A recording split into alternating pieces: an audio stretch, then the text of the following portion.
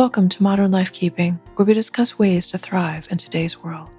I'm your host, Lori Christine. The third episode of the series, 21st Century Culture, is for parents searching for answers, inspiration, and soul strategies to be the best parents they can be in today's world. The information in this series also applies to young adults learning to parent themselves. By listening to this weekly podcast, you are setting an intention to strategize your parenting, examine your false beliefs, change patterns to make room for breakthroughs, and create the life that you envision for you and your children. The internet, along with social media, have changed our world, including the way we parent. It may not be enriching our lives as much as we think it is. All that glitters is not gold. For me, the most important skill when sifting through information has been my own judgment. I have to remind myself that nearly everything posted on the internet is the opinion of someone else. It is not fact, and even when it is presented as such, it often is not.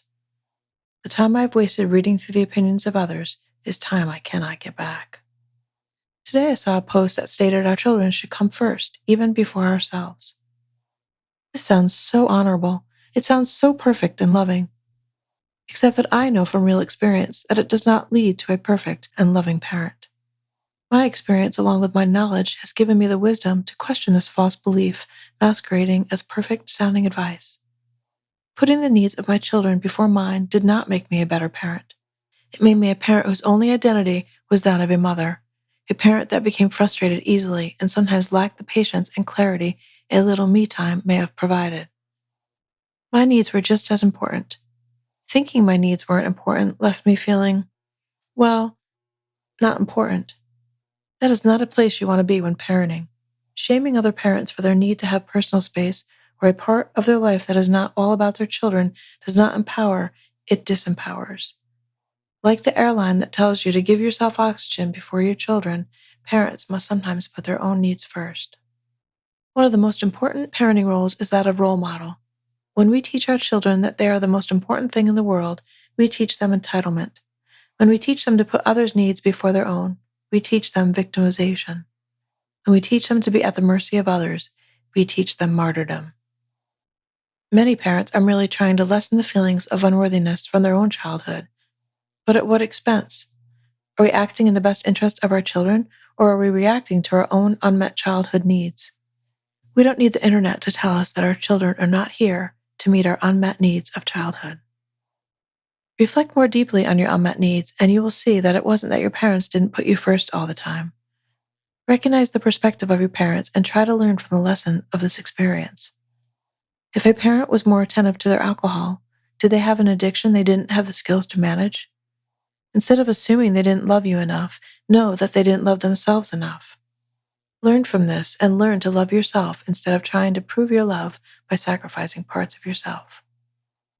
Your children learn from how they see you treat yourself. Actions often speak louder than words. Many of us have learned boundaries the hard way by being punished. This did not actually teach us the boundaries we need to thrive. It taught us we deserve to be punished. So we choose not to punish our children and inadvertently don't teach our children boundaries. By trying not to be like our parents, we end up with the same results our parents did. Teaching boundaries isn't the problem. Using punishment to teach the boundaries is. Children have a basic need to feel safe and to know the limits for their behavior. If they don't know the limits, they will often act out until they are able to figure out where the limits are. This is one of the reasons children act out. Communicating with our children is far more effective at teaching boundaries than punishment. I have worked with youth long enough to know that they thrive when you communicate boundaries to them. Most importantly, they feel safe when they understand the boundaries. Every day I see parents allowing their children to incessantly interrupt their conversations, their work, their personal time. These children have not been given the boundaries they need to feel secure, and so they test by interrupting. This test is merely their way of figuring out the limits. Telling them before you get on the phone not to interrupt you, and then not responding to their interruptions teaches your child limits and empowers them with the information that they are naturally seeking without punishing them for being children. You do not need the internet to tell you these basic parenting skills. Searching for them could lead you down a never-ending rabbit hole of countless opinions. Instead of searching outside of yourself, you can start by being present with your children and embracing their perspective. Imagine what it feels like to be them. How would you feel if your parent was on the phone and not available to you? Would it help to know that when they are finished with their call, they will attend to your needs? Then tell your child this and make sure when you get off the phone, you check in with them. Many of us are trying so hard to undo our childhood programming that we are going to extremes that send confusing messages to our children. You can learn to identify the limiting and false beliefs that surround you and sometimes consume us. Another social media post asked people to recall something their parents said to them as a child. One of the responses was, "Honesty is always forgiven." Parents loved this and were so excited to use it with their children. This appears to be a loving statement used to encourage honesty in our children. But look deeper. Why would we want to purposely teach our children to think they aren't always forgiven?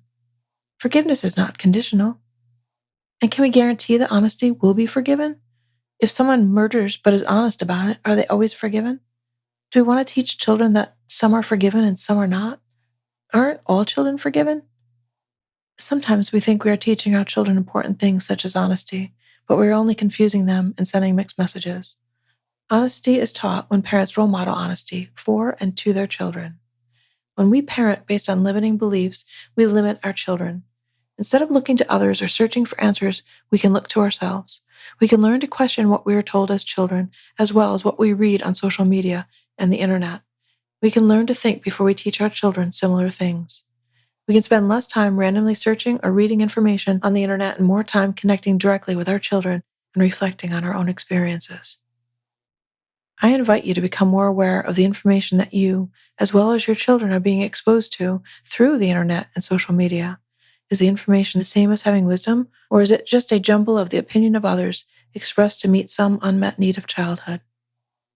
Embrace your own wisdom, consider your own core beliefs and values, and spend time reflecting on the decisions you make.